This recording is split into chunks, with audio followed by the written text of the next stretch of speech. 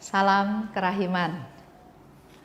Hari ini 13 Juni kita akan baca sama-sama dari 598 dan 697. Dalam nama Bapa dan Putra dan Roh Kudus. Amin.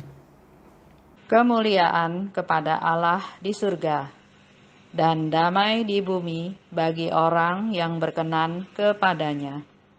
Kami memuji Dikau, kami meluhurkan Dikau, kami menyembah Dikau, kami memuliakan Dikau, kami bersyukur kepadamu karena kemuliaan-Mu yang besar. Ya Tuhan Allah, Raja Surgawi, Allah Bapa yang Maha Kuasa. Ya Tuhan Yesus Kristus, Putra yang Tunggal. Ya Tuhan Allah, Anak Domba Allah, Putra Bapa. Engkau yang menghapus dosa dunia, kasihanilah kami. Engkau yang menghapus dosa dunia, kabulkanlah doa kami. Engkau yang duduk di sisi Bapa, kasihanilah kami. Karena hanya Engkaulah kudus, hanya Engkaulah Tuhan. Hanya Engkaulah Maha Tinggi, ya Yesus Kristus, bersama dengan Roh Kudus dalam kemuliaan Allah Bapa. Amin. Dalam nama Bapa dan Putra dan Roh Kudus. Amin. 598 itu bicara tentang misinya Suster Faustina, tugasnya Suster Faustina. Oh, betapa berkobar-kobar keinginanku agar setiap jiwa memuji kerahiman-Mu. Berbahagialah jiwa yang menyerukan kerahiman Tuhan. Jiwa itu akan mengalami bahwa dirinya akan dibela oleh Tuhan sebagai kemuliaannya, seperti yang ia katakan. Dan siapa berani berperang melawan Allah? Hai semua jiwa, pujilah kerahiman Tuhan, dengan mengandalkan kerahimannya itu sepanjang hidupmu, khususnya pada saat kematianmu. Dan janganlah takut akan sesuatu pun, hai jiwa terkasih. Siapapun juga engkau, semakin besar dosa seseorang, semakin besar haknya untuk mendapat kerahiman Tuhan. Oh kebaikan yang tak terselami, Allah lah yang pertama-tama merunduk kepada pendosa. Oh Yesus, atas nama ribuan jiwa, aku ingin memuliakan kerahiman-Mu.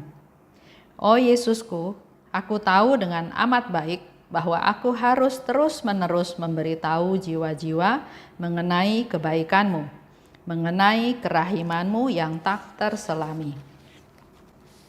697. Yesus, Engkau tahu bahwa aku mencintai penderitaan dan ingin merenggut piala penderitaan sampai tetes terakhir.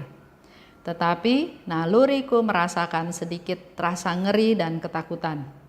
Namun dengan cepat harapanku pada kerahiman Allah yang tak terbatas bangkit kembali dengan seluruh kekuatannya, dan segala sesuatu yang lain harus menyingkir, seperti kabut sirna diterpa sinar matahari.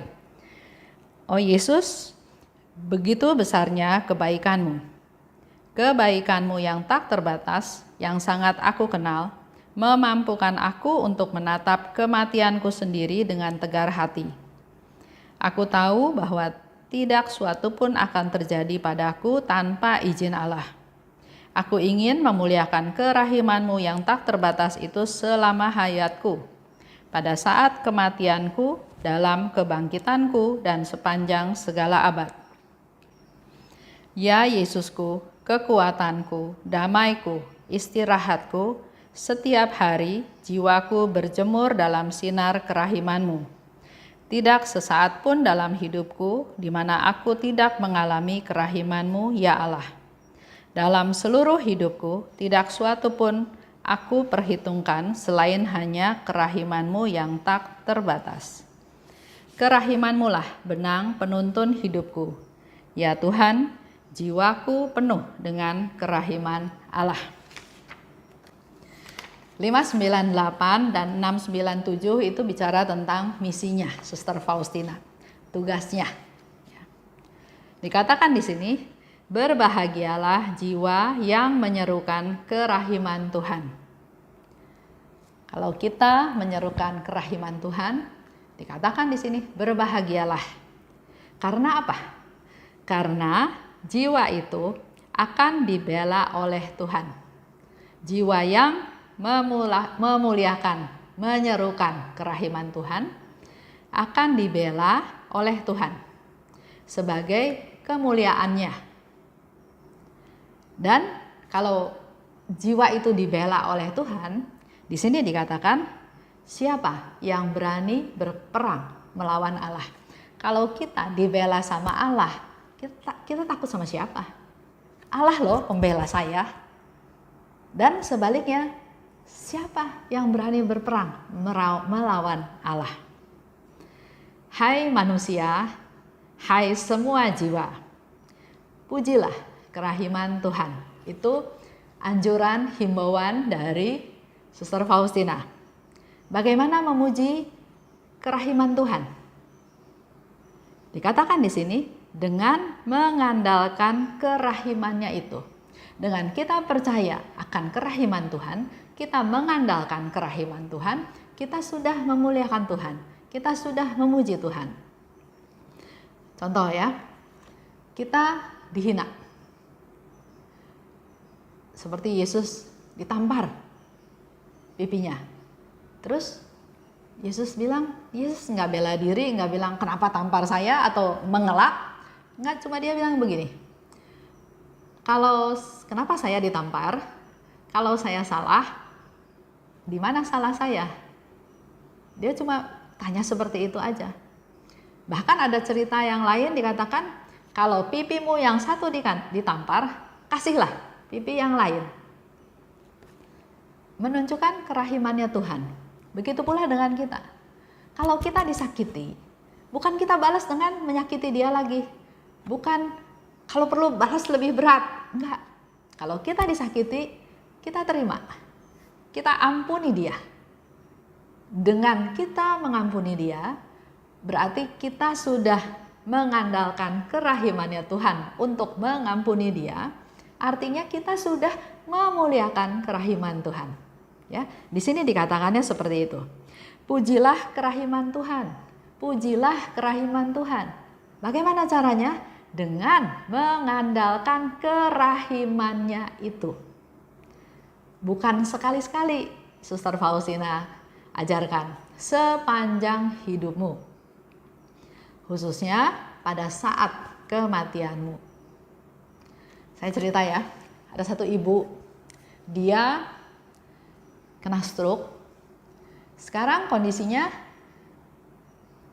koma, nggak tahu sadar atau nggak sadar, tapi sudah bertahun-tahun. Kemudian saya tanya ke anggota keluarganya, coba didoakan, mungkin juga dibisikkan, barangkali masih ada yang dia pegang ya, marah, dendam dengan siapa misalnya ya. Karena nanti baca juga di diary ya, orang-orang yang sedang sekarat, orang-orang yang seperti itu, kemampuan pendengaran rohaninya itu lebih kuat daripada pendengaran fisiknya. Ya pernah waktu seminar ya, satu romo bilang, kalau kita nengok orang sakit yang sedang sekarat, jangan pikir kita ngomong dia nggak denger loh. Walaupun dia dalam keadaan koma atau apa, pendengaran rohaninya itu dia bisa tahu bagaimana perasaan kita terhadap dia. Dalam hati, syukur loh akhirnya sekarat juga. Dia tahu. Atau kita sungguh-sungguh sedih, sungguh-sungguh kasihan. Walaupun nggak kita ungkapkan, dia tahu. Nah jadi saya bilang, coba bisikan ke ibu tersebut. Mungkin masih ada yang dia pegang, dia simpan. Siapa yang berdosa kepadanya, coba suruh dia memaafkan. Begitu pula kalau ada orang-orang yang berdosa, saya atau keluarganya berdoa minta mewakili. Ya, saya akan wakili kamu untuk minta maaf. Ya, jadi supaya ada penyelesaian. Jangan masih ada utang piutang atau dendam atau hitung-hitungan yang belum selesai. Tujuannya supaya bisa beres urusannya ya. Jangan dendam itu, marah itu dibawa sampai meninggal. Jadi saya kasih tahu, coba bisikan ya. Saya juga nggak tahu dia dengar atau nggak dengar, tapi yang pasti dia melelehkan air mata. Ya, dia melelehkan air mata. Jadi saya kasih tahu anaknya, ya kalian minta ampun sama mamahnya. Suaminya juga saya bilang coba minta ampun. Pasti di antara kalian ada saling salah menyalahkan ya, saling menyinggung, saling sakit hati. Coba berdoa, mama saya ampuni mama, saya juga kalau salah saya minta maaf, saya minta ampun. Si suami juga berdoa, bisikin mamahnya. Hubungan suami istri puluhan tahun mungkin ada ganjelan-ganjelan. Setelah itu menjelang jam 3 memang. Jadi kan di ruang ICU ya, nggak boleh lama-lama, jadi kita berdoa koronka, berdoa jam kerahiman, lanjut dengan doa koronka untuk ibu tersebut. Dan ternyata setelah anaknya, setelah suaminya membisikkan sesuatu dan saling mengeluarkan isi hati, ibu ini udah nggak mau bicara lagi sama siapa-siapa, nggak mau ngomong, nggak mau apa, diam aja katanya gitu. Dan nggak lama kemudian dia pulang dengan damai. Jadi dikatakan andalkan Tuhan sepanjang hidupmu, khususnya pada saat kematianmu. Dan saya percaya ibu tersebut juga mendengar anaknya, mendengar suaminya saling memaafkan.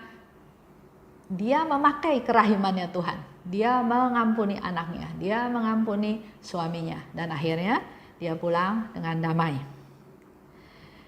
Oh kebaikan yang tak terselami, Allah lah yang pertama-tama merunduk kepada pendosa. Jadi Allah loh yang berinisiatif, bukannya Allah diam terus kita hidup susah ya. Enggak, tapi di sini Allah lah yang merunduk lebih dahulu kepada kita. Dia yang care sama kita, yang ikut susah, ikut menderita, melihat ciptaannya, melihat anak-anaknya menderita. Dan tugasnya dari Suster Faustina dikatakan, aku tahu, aku harus terus-menerus memberitahu jiwa-jiwa mengenai kebaikanmu. Kita semua punya tugas untuk memberitahu kepada siapapun, kepada jiwa-jiwa manapun tentang kebaikannya Tuhan. Enggak cuma bilang, lu tahu dong Tuhan itu baik. Harus tahu ya, Tuhan itu baik. Tuhan itu baik loh. Masa nggak percaya? Nggak bisa kayak gitu.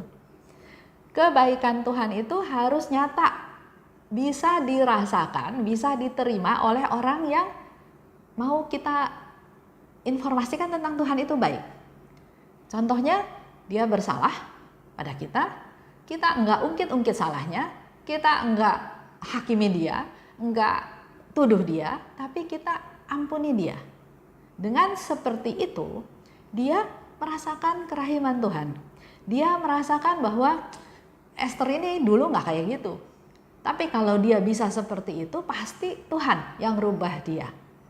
Oh iya, Tuhan itu baik. Jadi sampai bisa kesimpulannya seperti itu. Ya.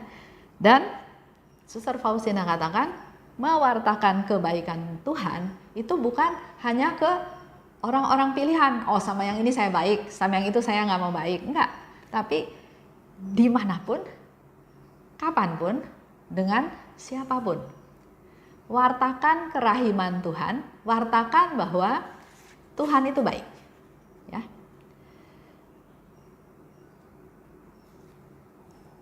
Faustina tahu kelemahan dia, kepapaan dia, ketidakberdayaan dia. Dikatakan, Yesus, engkau tahu bahwa aku mencintai penderitaan dan ingin mereguk piala penderitaan sampai tetes terakhir. Nggak ada orang yang melulu senang menderita, nggak ada. Ya. Nah, di sini kenapa Faustina bilang, Yesus engkau tahu loh aku mencintai penderitaan. Bukannya hanya semata-mata saya senang menderita, enggak. Tapi ada tujuan di balik itu. Tuhan, saya nggak apa-apa, saya menderita asal dia selamat, asal dia bertobat, asal penderitaan saya ada gunanya. Ya, jadi yang Faustina lakukan, dia katakan pada Yesus, engkau kan tahu aku mau menderita, bahkan sampai ke tetes terakhir. Tapi aku merasa ngeri dan takut. Sebagai manusia, bisa aja kan kita merasa ngeri, merasa takut. Ya, itu ungkapkan pada Tuhan. Tapi dengan cepat, harapanku pada kerahiman Allah bangkit kembali dengan seluruh kekuatannya. Jadi wajar aja kalau kita merasa ngeri, merasa takut dalam melakukan sesuatu perbuatan, apalagi kalau perbuatan itu bertentangan atau berlawanan dengan logika orang, dengan pikiran orang, dengan umumnya. Orang salah ya dihukum, ya. Umumnya kan begitu. Nah, kalau kita mau melakukan sesuatu yang bertentangan, berlawanan, kita ada rasa ngeri, takut, nanti disalahin, nanti dianggap cari muka, nanti banyak hal-hal seperti itu. Jadi wajar aja kalau merasa ngeri dan takut, tapi dengan cepat. Ya, di sini dikatakan dengan cepat, Faustina langsung merubah lagi pemikiran tersebut. Harapanku pada kerahiman Allah bangkit kembali dengan seluruh kekuatannya, dan segala hal lain harus menyingkir. Jadi dia nggak fokus kepada ketakutannya, ngerinya, tapi pada kerahiman Allah, pada Allah yang akan menyertai dia, Allah yang akan memberi kekuatan kepadanya. Karena Faustina katakan, aku tahu bahwa tidak sesuatu pun akan terjadi tanpa seizin Allah. Tidak sesuatu pun akan terjadi tanpa seizin Allah. Jadi kalau kata-katanya dibalik, kalau itu terjadi, pasti terjadi karena seizin Allah. Aku ingin memuliakan kerahimanmu. Ya, di sini Faustina mengungkapkan keinginannya. Aku ingin memuliakan kerahimanmu. Jadi keinginan itu perlu ada dulu. Kapan? Selama hayatku, pada saat kematianku, dalam kebangkitanku, sepanjang segala abad. Jadi keinginan itu bukan sifatnya sementara, karena lihat situasi tertentu jadi saya ingin sesuatu, tapi keinginan ini dia pegang teguh, konsisten dalam segala hal, ya, selama hayatku, selama aku hidup. Bahkan sampai waktu mau mati pun dia tetap memuliakan kerahiman Tuhan. Jadi punya niat, punya keputusan, punya komitmen, punya fokus.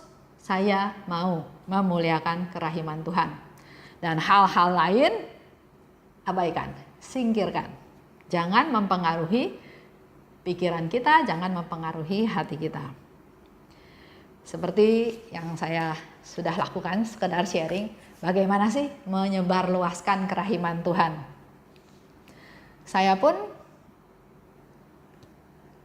hal ini terjadi karena ada teman kasih gambar kerahiman. Saya dan suami saya juga bingung, ini ada gambar apa lagi ya? Ada gambar Yesus keluar 2 sinar, sinar merah dan sinar pucat. Karena enggak ngerti, ya sudah, gambar itu, poster itu digulung lagi. Tapi karena waktu itu ikut sekolah KPKS, ketemu Pak Stephen Lex. Pak Stephen Lex banyak cerita tentang devosi kerahiman ilahi, tentang gambar tersebut. Jadi saya berdua dengan suami saya mulai mendalami. Dan di dalam komunitas yang tadinya komunitas kumpul-kumpul saja, akhirnya kita punya satu kesepakatan, ayo punya komunitas yang berdevosi kepada kerahiman ilahi. Tapi kalau lihat bukunya tebal gini, orang-orang selalu bilang, kapan bacanya? Kapan habisnya? Ada yang sudah baca nggak ngerti katanya ya. Jadi apa yang harus dilakukan? Saya berdua dengan suami saya, kita mulai penyebar luasan dengan cara membuat kalender kerahiman ilahi, membuat poster, gambar kecil-kecil tentang Yesus yang Maha Rahim, membuat barang-barang kerahiman ilahi seperti magnet, tujuannya supaya kalau ditempel di lemari es kelihatan, kalender dipajang sepanjang tahun kelihatan gambarnya. Bahkan supaya orang mau baca, saya bikin CD lagu. Tujuannya supaya mendengarkan lagu tersebut, ada keinginan lebih lanjut untuk membaca diary. Dan syukur pada Tuhan, dengan adanya COVID-19 ini, jadi ada kesempatan untuk bercerita tentang diary Faustina setiap hari. Itu salah satu yang kami berdua lakukan untuk penyebarluasan kerahiman ilahi. Semoga Bapak Ibu juga tergerak untuk bagaimana melakukan penyebaran tersebut supaya semakin banyak orang mengenal akan kerahiman Tuhan. Itu aja yang saya mau jelaskan, yang saya mau ceritakan hari ini. Kita masuk ke doa penutup ya.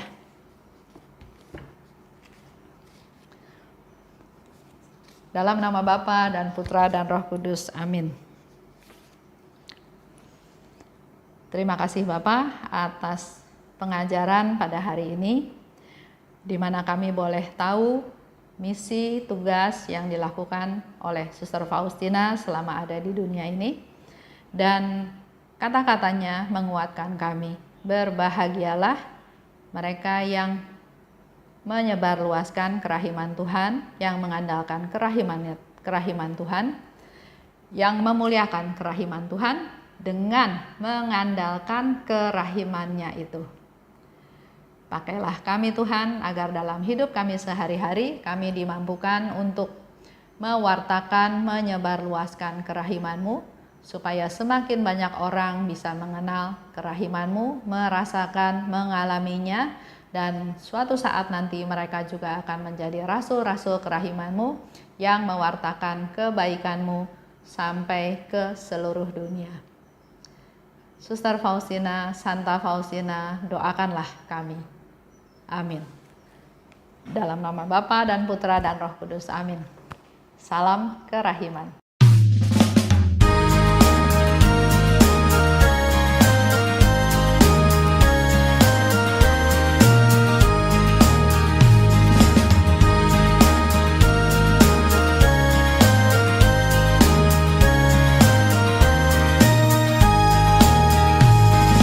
Berbahagialah jiwa yang menyerukan kerahiman Tuhan.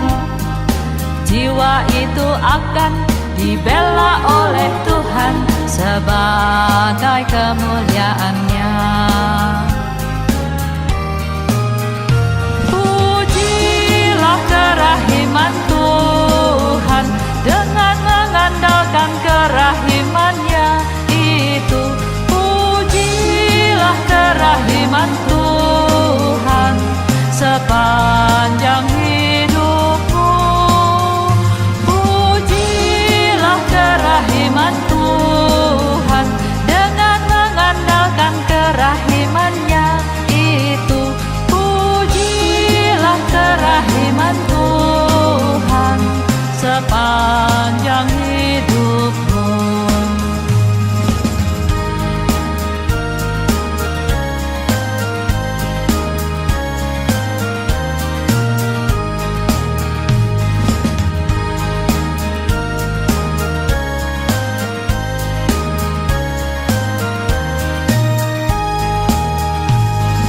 Berbahagialah jiwa yang menyerukan kerahiman Tuhan.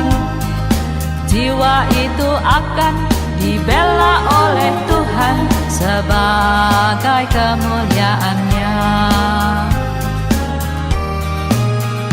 Pujilah kerahiman Tuhan dengan mengandalkan kerahiman-Nya itu. Pujilah kerahiman Tuhan sepanjang hidupmu. Pujilah kerahiman Tuhan dengan mengandalkan kerahiman-Nya itu. Pujilah kerahiman Tuhan sepanjang hidupmu. Pujilah kerahiman Tuhan dengan mengandalkan kerahiman-Nya